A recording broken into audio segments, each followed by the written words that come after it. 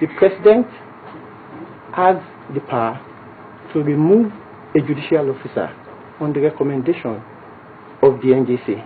The president has the power to appoint a judicial officer on the recommendation of the NJC. If you look at paragraph 21 of the third schedule to the Constitution, it specifically provides that the NJC has the power to recommend to the president the removal of a judicial officer, which it has power to recommend its appointment under paragraph A of that section. But paragraph B, in continuing on the issue of removal, now says that the NJC has disciplinary control over such officers. And in this regard, it is the NJC that has disciplinary control, not the president. The president can only remove on the recommendation of the NJC, not suspend. Suspension will be deemed to be part of disciplinary control.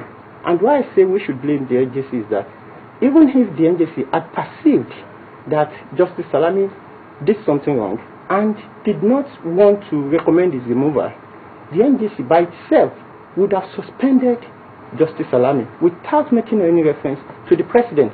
And by making that reference to the president, it acted ultra-vires of his power, thereby causing the president, who, forgive me, I wanted to say foolishly, but I would not say that, who, for God knows why, decided to go along with that. We have an Attorney General who is the Chief Law Officer of the Federation and is in a position to advise the president. I wonder what he's doing there.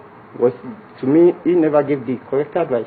And now that they have caused him to suspend the power he did not have, they have now gone back to him to say, you don't want to suspend him again, you want to lift the suspension. He's saying that the case is in court. The case is in court. The fact is that it is none of his business.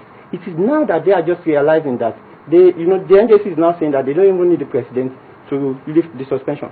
If you don't need the president to lift the suspension, why did you go to the president to enforce the suspension in the first place? It brings up a lot of curiosity, and one is confused. Would it be illegal, though? Would it be illegal if the president were to lift the suspension on Justice Ayah Salami, knowing that the case is still pending in court? The fact is that it is none of the president's business.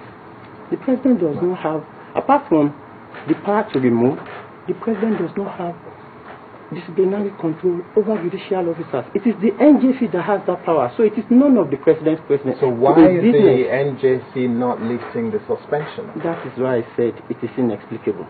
One, it transcends ordinary human comprehension.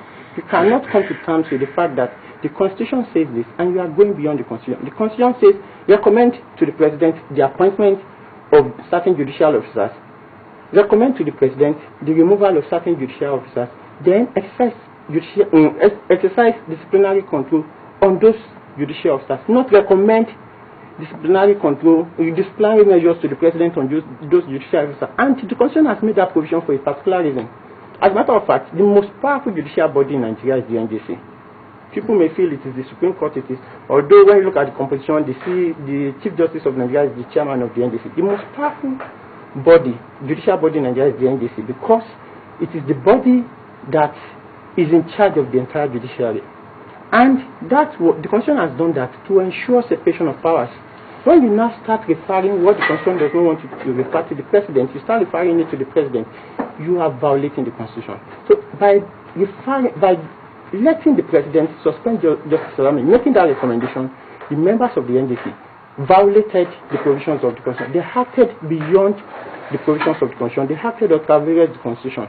And in that regard, they caused this entire thing. If you give me a power I do not have, if you give me a sword when you ought not to have given me, I may start slaughtering and cutting heads with it, and it may be difficult to now stop me.